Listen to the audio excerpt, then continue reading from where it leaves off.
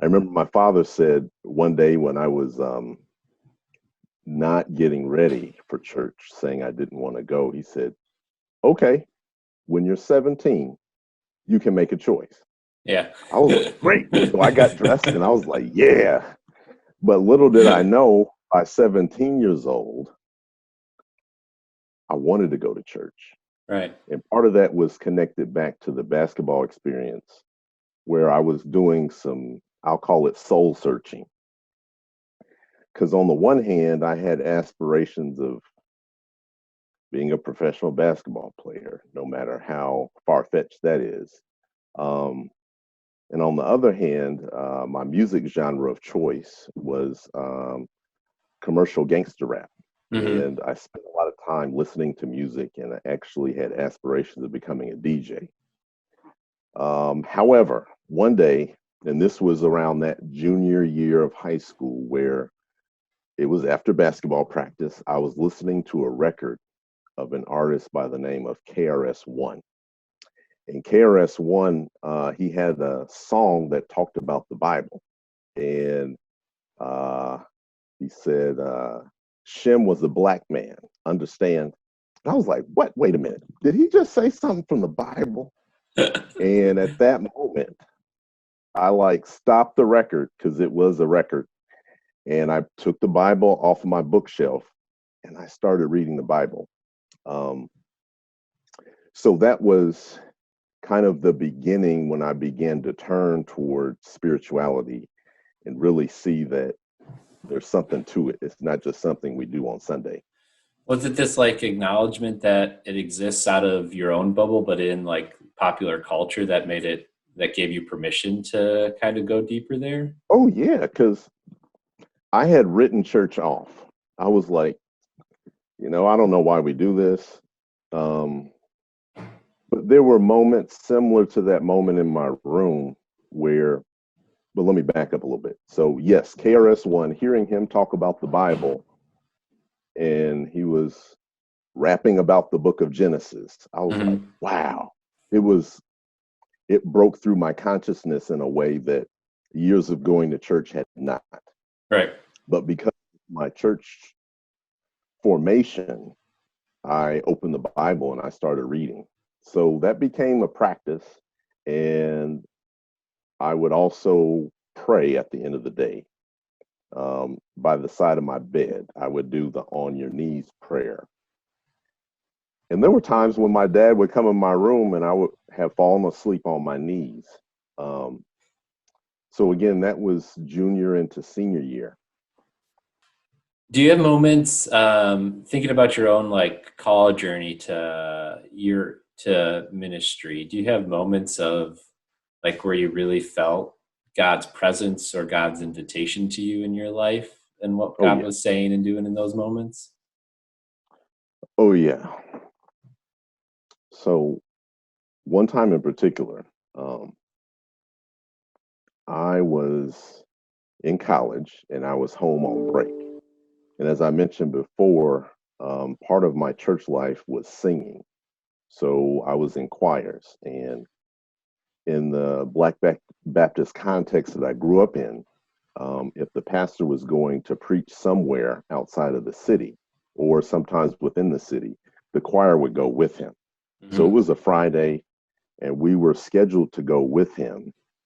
My mother wasn't going to go this night, even though she sang in the choir too, because she was an elementary school teacher, and it was right before the school year started, so she was preparing her classroom. Yeah. So we got to the church, and like two or three people were there. I was like, "What? What's going on?" So the choir director and our musician, he said, "You know what? Nobody has shown up, so we're not going to go." I was heartbroken because I really wanted to support my pastor. Hmm. So ended up going with my mom to the school. And before we went to the school, we stopped by a store. And my mom went in the store and I was hurting. So there was this one point that I got out the car and I was just like, God, what is this? Why is it that, we're a church. We're supposed to be able to support our pastor. Why did this happen? And I heard or felt I heard the voice of God say, preach the gospel. I was like, no, not doing that. You got the wrong one. That's And what I wasn't asking that. yeah, I was asking about this. Now you talking about this. So, but my no lasted, it felt like a very long time, but it was probably about a minute. And in that minute, I felt like separated from God in a way that I was not, I was very uncomfortable. So your no And I caused heard it again. separation. What's that? I said, so your no caused that separation, or that's what you felt. That's what I experienced in that Yeah. moment. And so finally, about a minute later, I heard the voice again and I said, yes. I kept that to myself for a while. Then this must have been before my senior year, because during my senior year, my roommate, he also ended up accepting his call to the ministry. Um, and I recall going to hear his first sermon that my roommate's name was Charles. I saw him do it. So I was like, okay, God, I guess I can do this. Uh-huh. So I eventually acknowledged my call to my local congregation when I was home on a break. And um,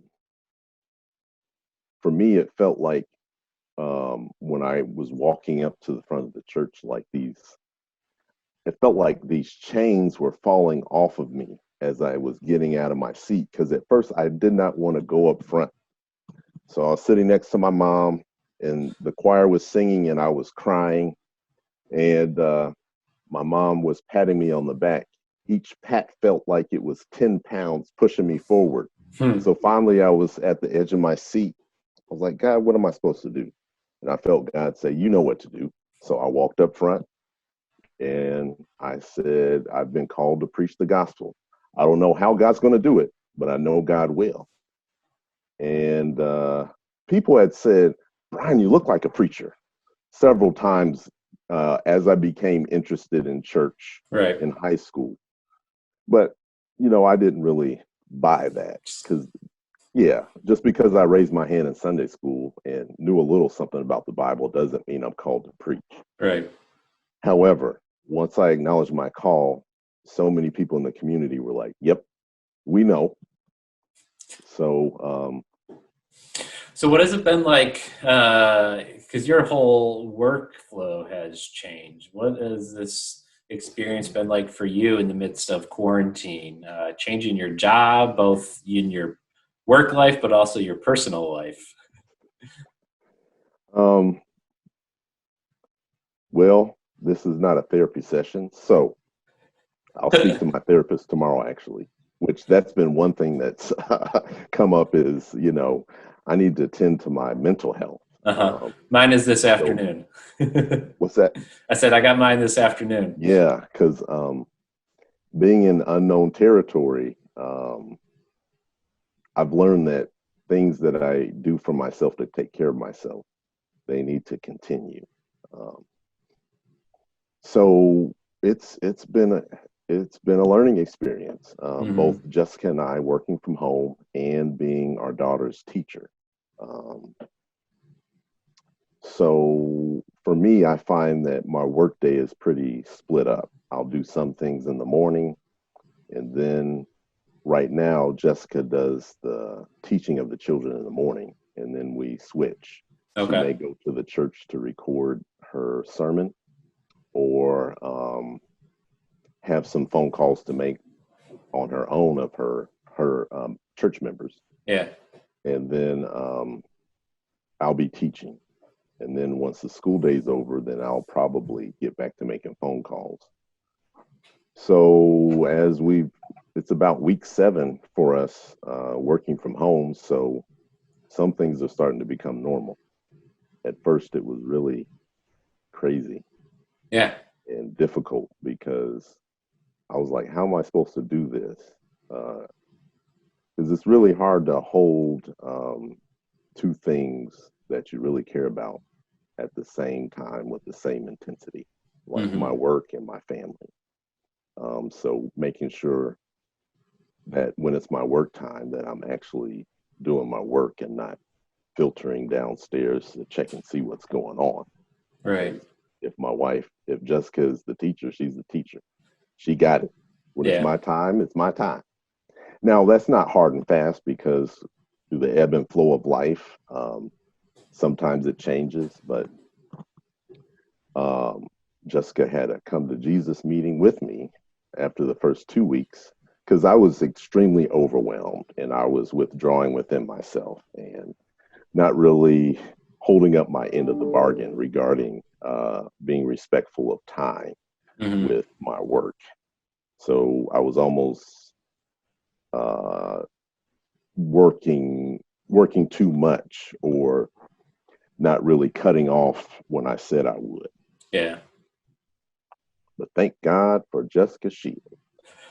And I Thank heard it. God. I feel the same about Mary Pat. Yep, she has called me on the carpet. I said, ooh. So what I did, week 3 of stay at home, I took the week off. And that was fantastic because working at the hospital, there was so much inundation of information. And then we moved our entire um, outfit to remote care. Right. So we Which would is a have huge long, change. yeah. So at first we were doing Skype meetings, and Skype got overwhelmed within our institution. So we went to Zoom meetings.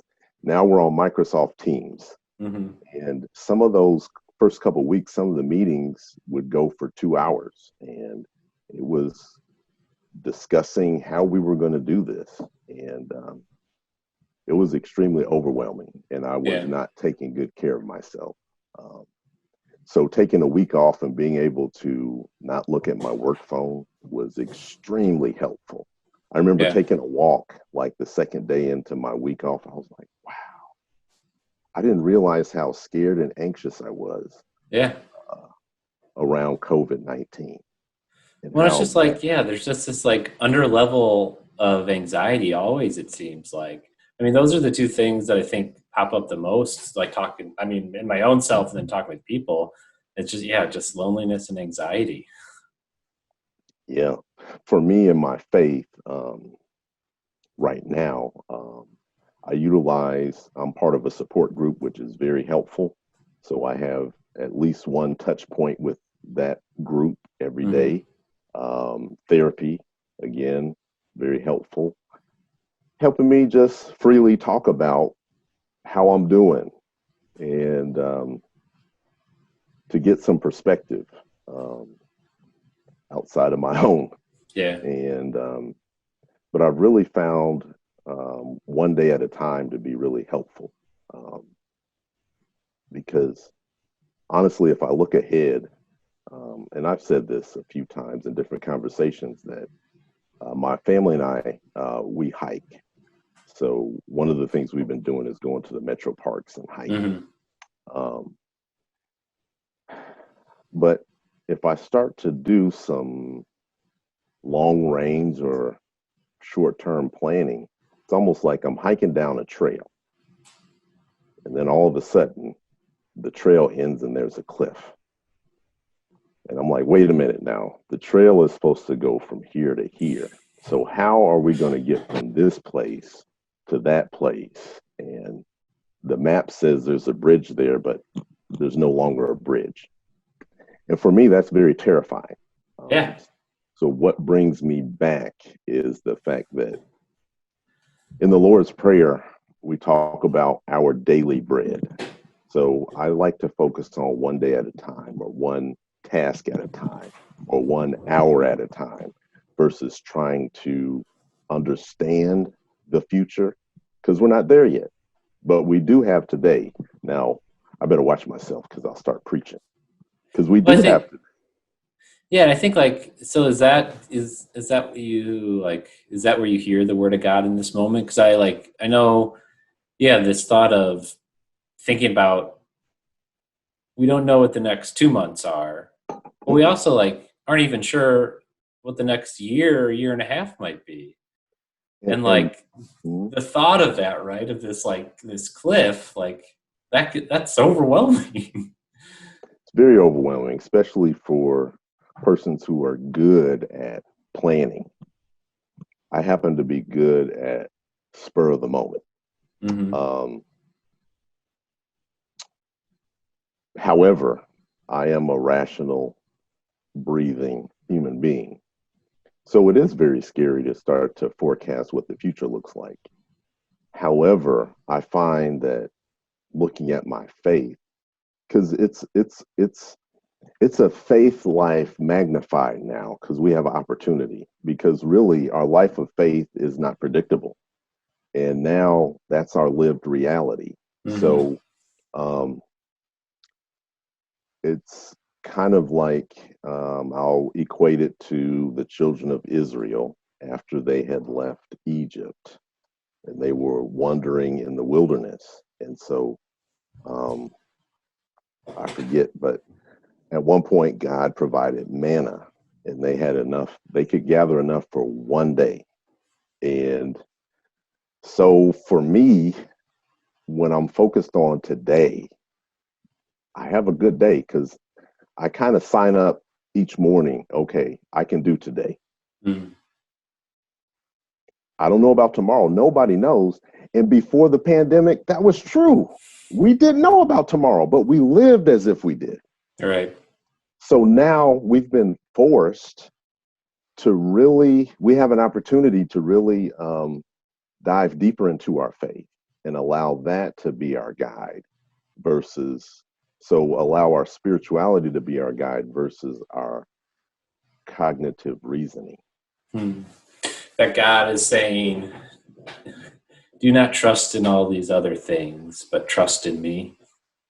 Yeah. And all of us, we're in this unpredictable, in some terms, mess, in some terms, opportunity.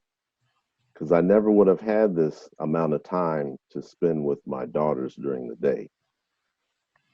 Now, one of the benefits of work at home is I could be working and Abby or Morgan will come up and give me a hug, or even Jessica. She's come Yeah. up and given me a hug. I'm like, whoa, this doesn't happen at the hospital.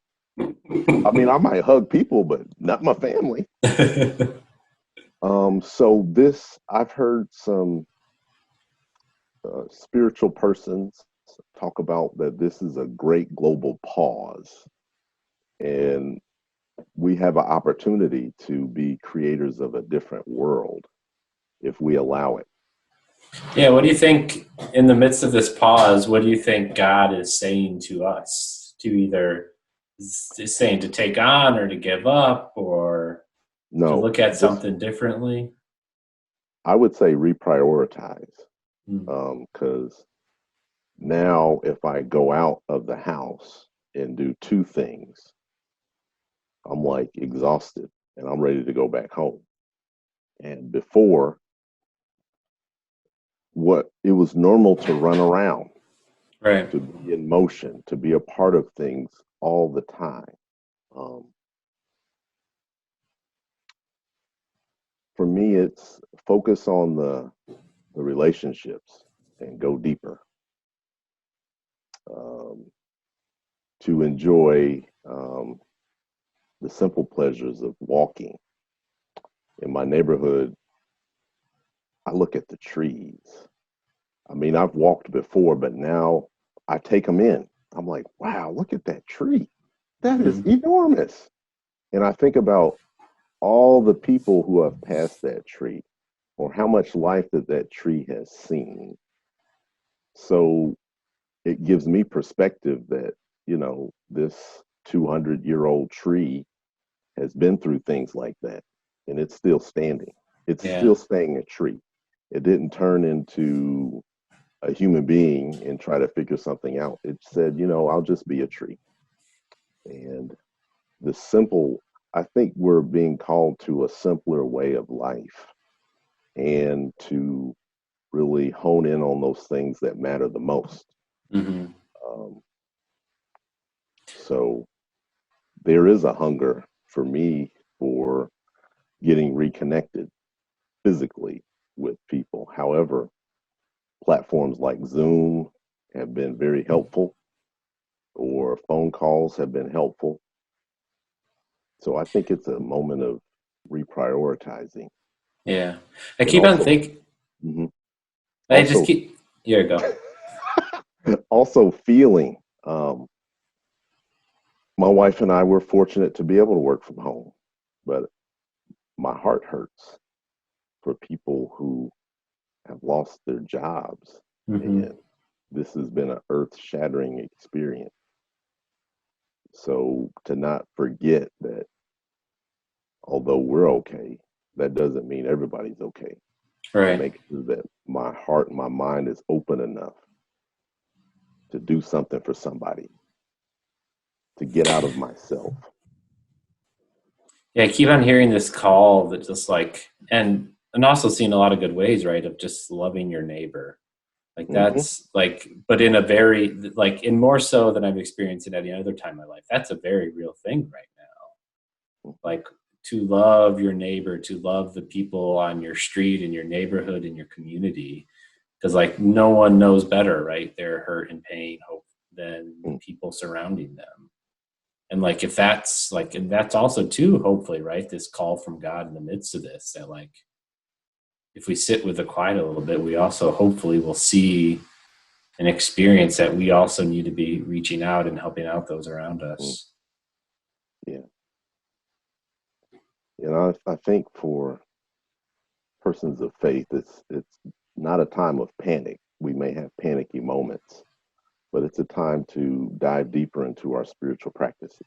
Mm, If you're one that says, I don't meditate, it's not for me, there are YouTube videos that where you can hear someone's voice walk you through 10 or 15 minutes of paying attention to yourself. Because I do have a belief that most of what we need, we already have. yeah. And it's within, the spirit within. If, according to our belief system, if God lives within me, then if God is there, how about I go inside and meet God?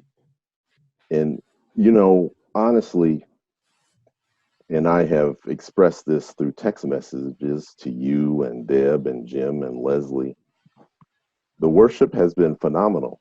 Um, it's been amazing how um, it's reached through the screen and touched me. I've cried a couple times based on something that was said or a Mm, prayer that was prayed. And so, no matter what, we are still church. We don't pass the peace right now, but we are still church. We're still an active church. And I appreciate all the efforts that we have done to allow that to happen. yeah. Yeah. I like what you said there, that like all that I have is within me. And I think like Whew. particularly now when so much of our, I mean, a lot of our self-care, a lot of our habits are without outside of our homes, outside of ourselves, interacting with this world in different ways. Um, but is it right? Are those sometimes distractions that we have for Mm, ourselves? And is it God at the same time? Where He's like, no, you are exactly as you are, my beloved. Like who you are as a person, that you are beautifully and well made, and you have everything you need. yeah, yeah. And it's not to say that we shouldn't, that we're not going to go back to enjoying those other things, and we shouldn't go back to enjoying those other activities. But like, right, is can we are we able to sit with the fact that we are good? Yeah, without external trappings. I Hmm. mean, this has been a time of simple pleasures for me, like going to a coffee shop that doesn't exist. Hmm. And my hope is that when we are allowed to venture further out, that we won't forget what these moments have meant. Right. That we won't pack our schedule so much that we feel like we have to make up time, because that time before pandemic is gone, Mm-hmm. not coming back. But how do we embrace our new reality? That's what excites me. Um, yeah, because I could see for work and church and other venues that I'm part of that, you know, we'll probably retain some virtual meetings. Mm-hmm. Why? Because it's more efficient and we can accomplish the same amount of work remotely. Yeah. So that's better for the environment because we're not driving. It's better for our self-care because as soon as we're done with the meeting, we can immediately get back into our family life. I mean, Mm-hmm. it's been amazing to me how I can be a part of a meeting, then leave the meeting and be at home. I didn't have to get in my car. I didn't have to pack up the things to take to the meeting. I didn't have to be in the meeting that way. And then I didn't have to drive back home. So I think there's also a way that we can do things better. Yeah. Because even the times where you're distracted by like people's kids or their family members and stuff, like for me, it's not a distraction. It's just like it draws me into the moment more. And it Mhm. draws me into their life, to our life, and more to like the beauty and majesty of God. That like we are not just here for a meeting to do the work of God, but we are caring for this whole thing that's going on. If we lose sight of all the other distractions, then and if we lose sight of that, we are all people and families and have lives, like that is, I think that adds to the work of God. Yeah, and this process has allowed me to become a better husband and a better father because I'm at home. I was at home before, but not like this. Mm-hmm. And I think that's a critical learning of this time. Yeah. What matters most? Who's going to be there for us when we're in pain? And it's not going to be the superficial relationship folks.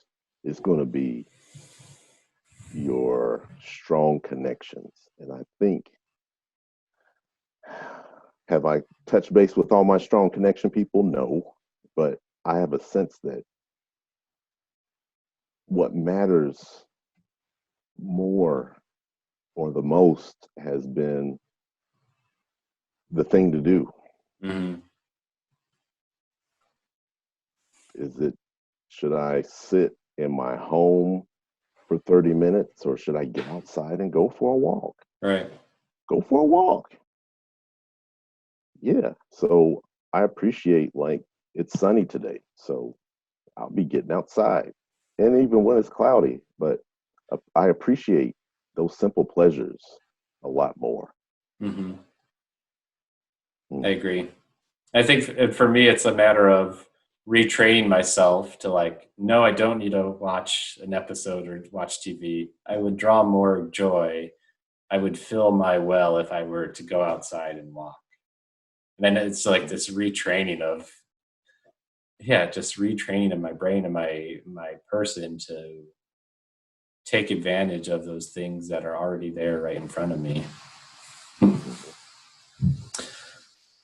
Well, Brian, thank you so much for the conversation today. I appreciate it. I thank you for being here, and I know this community does as well. So I've had a lot of fun. So thanks for doing this.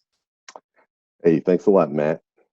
And the thing that drew me to Plymouth was the love of the people and our history of being on the side of abolition. Hmm. So I love the church, and I'm glad to be a part of it. It's a good word from God to end on. All right, thanks, brother. Peace.